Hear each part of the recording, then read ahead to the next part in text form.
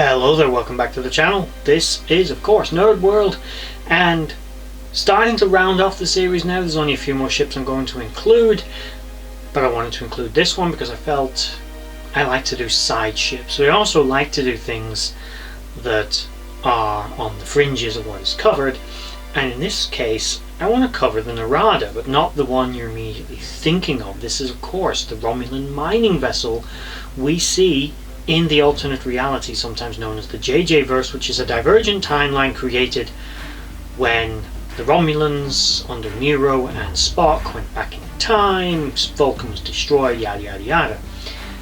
But this case, a little different, this video. Before we get started, like, share, subscribe and comment down below on your opinions on those particular divergent timeline movies and on this particular vessel. So, to expand, the Narada, we are covering the mining ship but not the one you're familiar with, the vessel it was before. Now, in case you've only watched the films, there is actually, and this is rare for me, sort of side canon. It's not actually side canon, I believe these are considered actual canon, not apocrypha necessarily.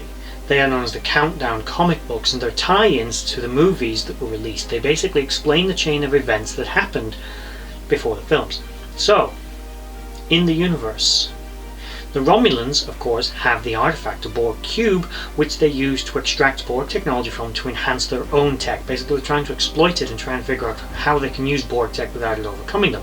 They select an old Romulan vessel. They don't want to sacrifice something like a warbird, as I've covered in previous videos. I don't think they've got that many of them, so they don't want to risk one. So they experiment on something smaller. So they get the Narada, a small mining vessel. The Narada itself is a small, relatively unimpressive, unassuming workhorse ship of the Romulan people. It is not a military vessel, not strictly, although it likely works for the military. The crew are technically civilian in nature. The ship's commanding officer is one Commander Nero, an individual who will ultimately take his revenge on Spock and the Federation for the destruction or perceived destruction of his people, something he wouldn't really understand. This vessel was an older ship. It had been bobbing around Romulan territory for a number of years. It was a relatively small vessel, but had an impressive power plant, including that lovely little drill we see on the later variant, allowing it to drill down into a planetary surface. The crew are all specialists in engineering, in seismology, and metallurgy and things of this nature, basically, so they have a good working knowledge of the kind of minerals and materials that they're looking for and the best ways to extract them. The vessel has industrial mining equipment and processing facilities on board. At least we can assume it does, because it is a mining vessel. It'd be stupid for it not to. So the Romulans have this ship. They've got loads of these little ships, so they decide to experiment on it. They want to inject the vessel with nanoprobes. So they get Nero and they order him to go to a secret base, a cloaked facility, where they will perform these experiments. They basically want to see what will happen to a ship like the Narada if enhanced with Borg technology. Now, if we understand how Borg technology works, maybe the Borg do build ships. It's hard to say. The Borg are kind of mysterious. One thing we do note is when we see a ship being assimilated by the Borg, sometimes they'll grab the vessel, they'll pull it inside the cube, they'll pull it apart, rip it to pieces, dissect its technology and absorb it, and then they'll spit out what they don't want and they'll recycle the rest. Makes sense for when it's in a cube already intact. But when they're assimilating a species, we see instances where the Borg attack a planet with a single cube, but they go away with multiple. This is because they've converted the raw materials of the existing Starship space stations and maybe some of the infrastructure on the planet's surface into a new vessel. They build a cube around the ship that they have assimilated. We also see this happen in the 22nd century when an Earth survey ship transport is assimilated by a group of rogue Borg drones, who then begin the slow process of Borgifying the ship, and they slowly turn it into the beginnings of what's probably going to be a Borg cube. So, by injecting these nanites into an innocuous little freighter, what happens? Now, being in an uncontrolled manner, we're not going to talk too much about the Narada herself, the vessel that would engage Starfleet in the past.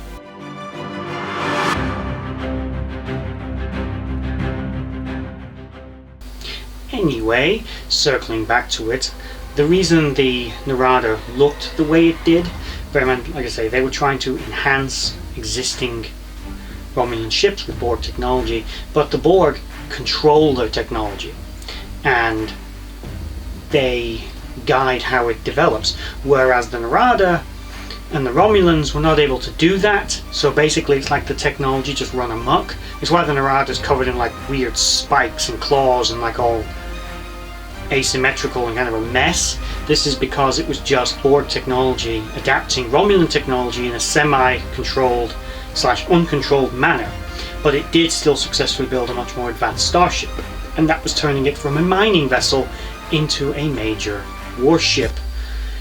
However, the mining vessel itself, as I said, was a lightly armed, basically freighter / mining vessel, and was quite common, a class of ship across the Romulan Empire.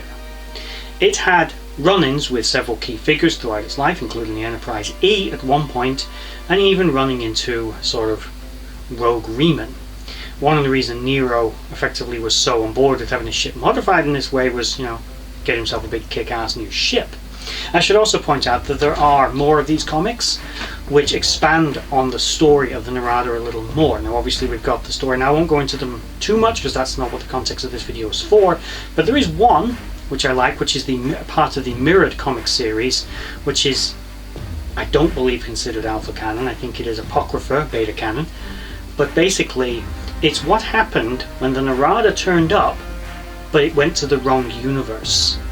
Basically, in the story we understand, the Narada went through the black hole for some reason and arrived in the past, and there it encountered the USS Kelvin. This is how we get the Kelvin timeline.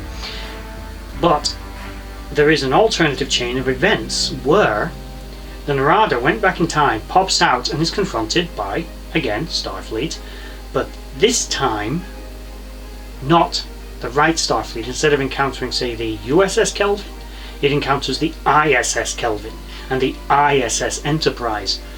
Although weirdly it's under the command of a Captain Spock with a Commander Kirk under him. Whatever. And the basic story there is the Narada gets its ass handed to it by the Terrans, and the Terrans are still very impressed by the ship.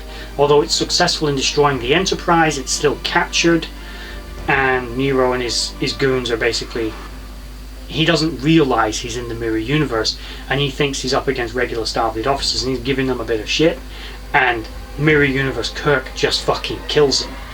And it's a good comic. I really would check it out. It isn't alpha canon. This is a bit of a tangent. I just thought I'd mention it because it's a fairly cool story.